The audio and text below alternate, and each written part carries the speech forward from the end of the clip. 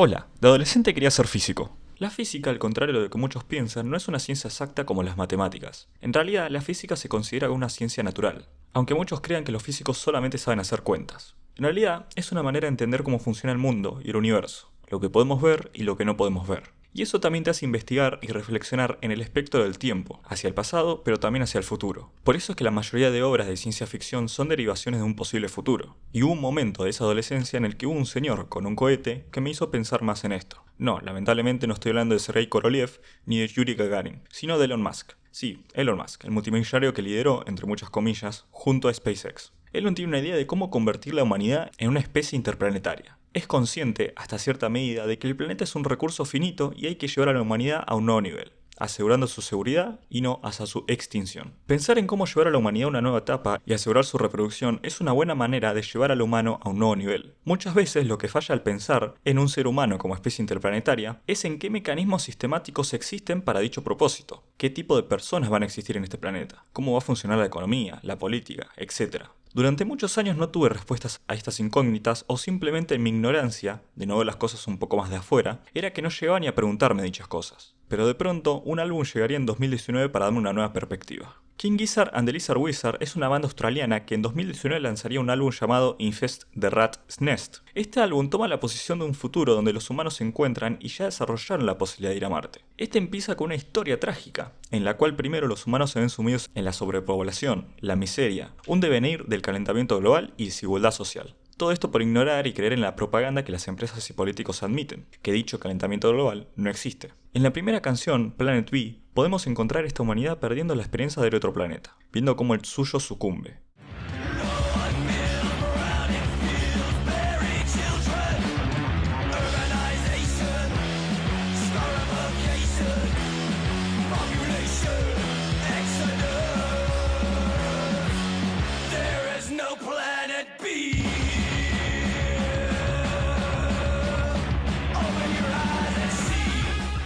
Años más tarde, ante la inminente amenaza, los humanos encuentran una manera de colonizar y terranizar Marte. Pero al contrario de lo que pasaría en la Tierra, donde veríamos esta historia contada desde un lado positivo, es decir, la humanidad salvándose, la banda decide contarlo de la posición de la clase trabajadora. Más concretamente de la posición de un niño desde la Tierra mirando la televisión, viendo cómo parte de la humanidad se está salvando.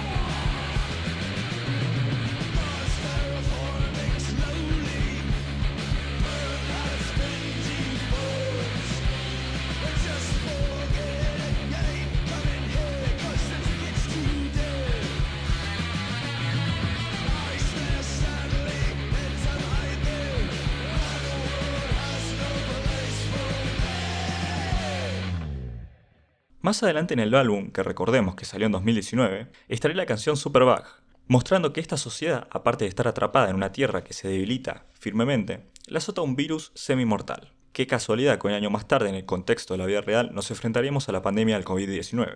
Todo esto produce un estallido social en el cual los humanos que quedaron en la Tierra tienen que dar un giro de 180 grados, hacer su propio cohete para salvar a los suyos. El proletariado ha tomado el poder. Pero en vez de ir a Marte, se dirigen a Venus, ya que en Marte no serían bienvenidos. Después de un primer intento en la nave Venusian 1, fallarían en un cálculo y pasarían a mejor vida a entrar en la órbita del Sol y ser absorbidos por esta. Así que proceden a hacer la Venusian 2, la cual llegaría finalmente a Venus, convirtiéndose en los venusianos. Dada la nueva capacidad de este planeta para albergar vida humana por sus altas temperaturas y ambiente tóxico, estos venusianos, con el pasar de las décadas y siglos, se convirtieron en seres abominables, que nunca olvidaron ese resentimiento hacia las personas que pudieron comprar un pasaje a Marte. Los venusianos pasarían a llamar a estas personas ratas, y más tarde invadirían Marte, haciendo honor al título del álbum Infest the Rat's Nest.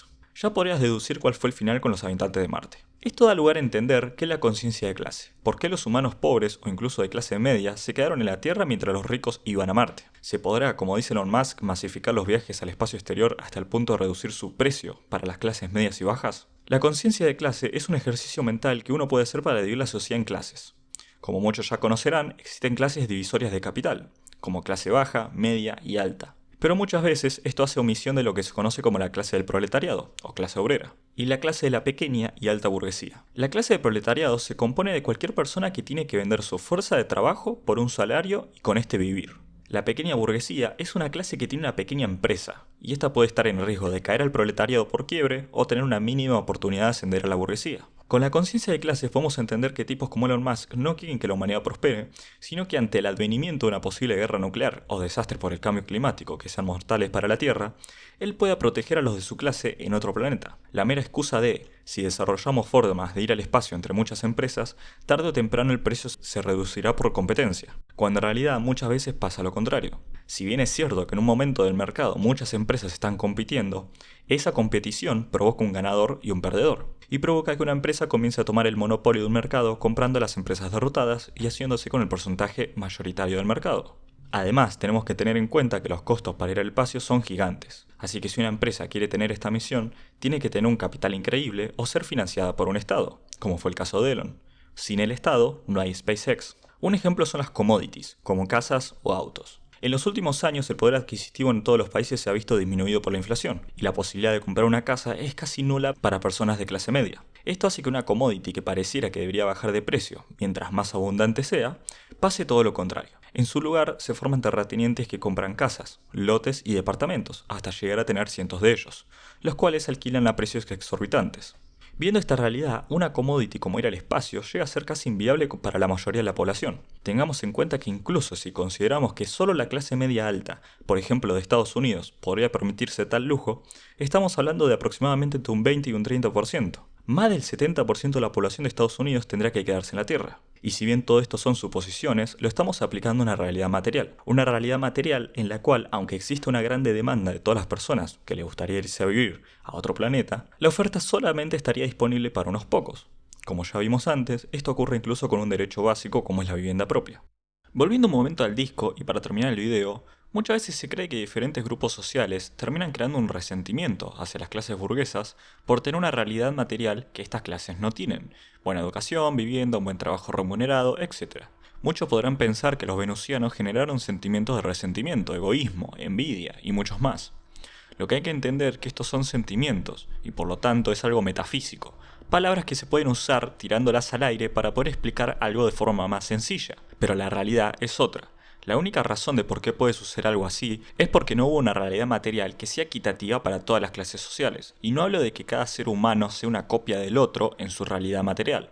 Eso no sucedió ni en la URSS. Sino que la razón de por qué unos pueden permitirse salvarse la vida a costa de capital es lo que genera que exista una problemática contra otra clase social. Y esto lo podemos ver en cuestiones más complejas y otras más simples, incluso a día de hoy. Si en el mundo ficticio se hubiera tratado a las dos partes por iguales, se hubiera buscado una forma de hacer dos mundos con dos posibles sistemas, o dos mundos con un solo sistema. Algo así como lo que hace ahora mismo China con Hong Kong, sin que un mundo esté totalmente en detrimento total, como lo era la Tierra en el disco, y así funcionar juntos para lograr un bien mejor. Pero no todo tiene que ser deprimente. Hay que entender que no podemos hablar de ir a otro planeta cuando en el que estamos lo tratamos como si sus recursos fueran infinitos. Y tampoco quiero caer en el discurso activista de salva el mundo, ya que muchas veces en esos discursos activistas se pierde la conciencia de clase que hablamos anteriormente, sino en entender los sistemas que explotan las materias esenciales de nuestro planeta, y al crear una necesidad de consumo, la cual el capitalista siempre va a querer obtener beneficios exponencialmente tendiendo a infinitos. Esto termina tratando este recurso como si no se pudiera acabar, intentándole sacar el máximo capital. Si no podemos solucionar esto aquí, es menos probable que lo hagamos en otro lado.